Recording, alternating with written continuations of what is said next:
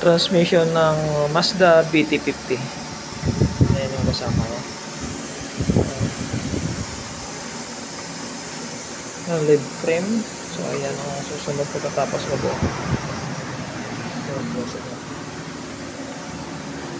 Hanggang po yung pagre-rebuild natin.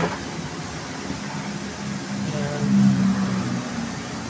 Dinadali na lang ang kasama ko. Ayan. Si Master Eric. Ayan. Maasahan.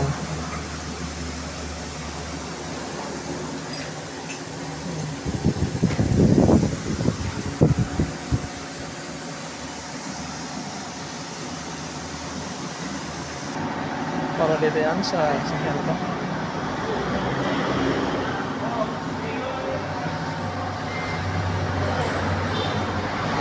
Ayan sir, yung BT50 nyo. So binubuo natin ang automatic transmission.